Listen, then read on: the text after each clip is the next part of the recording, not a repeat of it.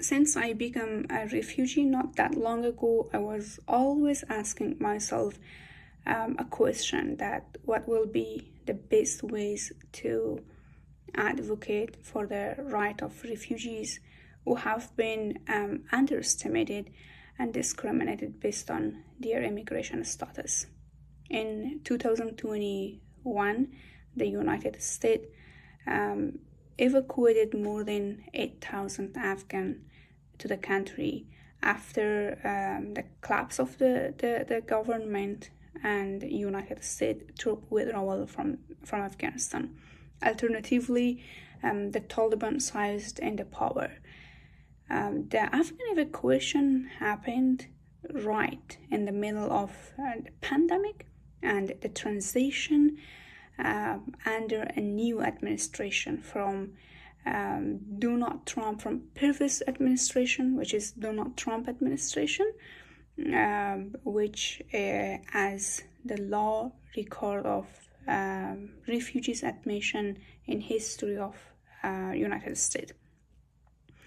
And the United States resettlement infrastructure at that time was also weakened. The newcomers, the evacuees, experienced challenges with housing, employment, immigration, and even public benefits.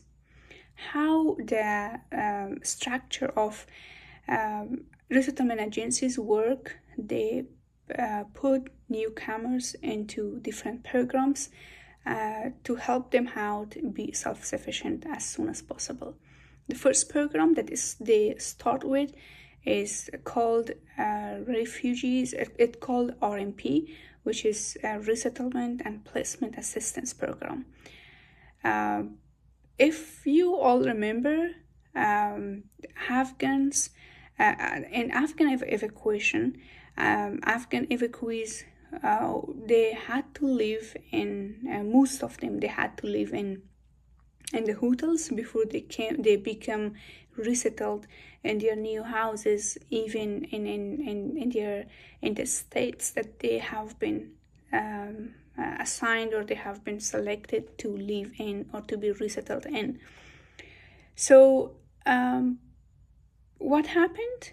I ended up to be in the hotel first time when I arrived in the United States. I had to spend a little bit of time in the hotel in order to give some times for the resettlement agency to find an affordable house or an apartment for me. I was connected with other fellows, evacuee fellows or newcomer fellows. They were also Afghan in the same hotel.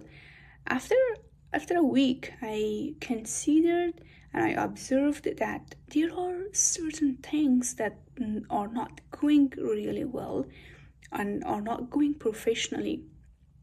I decided to make sure that if it is only me who is observing this or the rest of other refugees, newcomers are feeling the same thing. And I tried to be connected with them and ask them this question. I find it out that they are complaining a lot about one thing, which the case managers are not picking up their calls, are not responding to them on time, and it feels that they are ignoring them. I did understand that there was a crisis time and most of the case managers were assigned more than 100 individual cases, so dealing with all these newcomers is not easy. But still, beside this, there were some other issues which we felt that agency, the resettlement agency, is not doing their best to support us. What we did, like collectively, we decided that one person should go to the resettlement agency and talk to the upper management and share our concerns. I volunteered to go to the resettlement agency and speak with them to inform them about the concerns that we do have and the problems that we are facing in the hotel. I wrote down a list of things that I thought my other fellow evacuees thought that they were not going very well, or in a professional way, or in a way that it should go. I tried to book an appointment. I wasn't able to. So what I did, I walked in without having a prior appointment to the agency, and I ended up to meet with the senior program manager of that department. I spoke with him. I shared all the common concerns that we had, and I asked him 2 questions. I said, if this issues is from our end, let me know. I can talk to the team. We are a group of we're almost in touch together. I can talk to them and we will come up with a solution. But if it is from your end, it's the organization, so please try to fix it as soon as possible. And I know these things are going wrong, not in the best way. So he was very patient and he listened to me patiently. At the very end, as a conclusion of the meeting, he asked me a question that, do you want to work with us? I said, yes, I want to work. He followed up his question with another question, and he said that, if you work with us, do you agree to not receive the benefits from agency?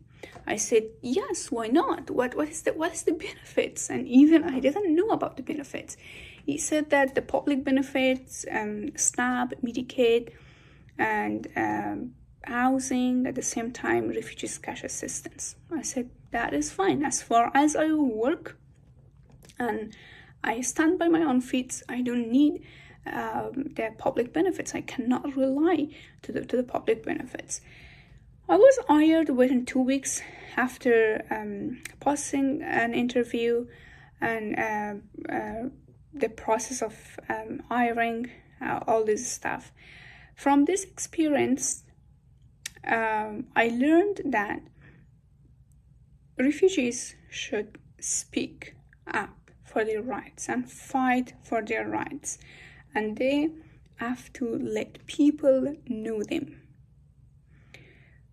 So this collective decision, talking to the resettlement agency, not only solved a portion of our problem in the hotel, but also it helped me to be hired as a case manager, someone who just came to the United States, who is living in a hotel, and she will become a case manager very soon, assisting other refugees.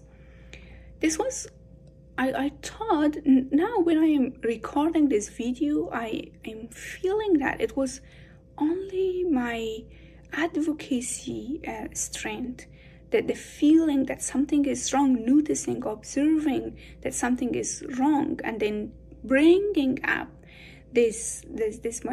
my observation into the upper level, upper management, helped me out to be hired as a case manager. I had no experience of working in the United States. I was not familiar with the system as much as a case manager should be, but I had the skills to learn very fast. At the same time, I had that advocacy skill that each case manager is in need to know how to advocate for the right of their clients. So this experience taught me that telling your stories, letting people know you through your stories, is a very sufficient way, or one of the most sufficient ways to make people know you, basically. And this storytelling program is maintaining my strength and even making it strengther. Thank you.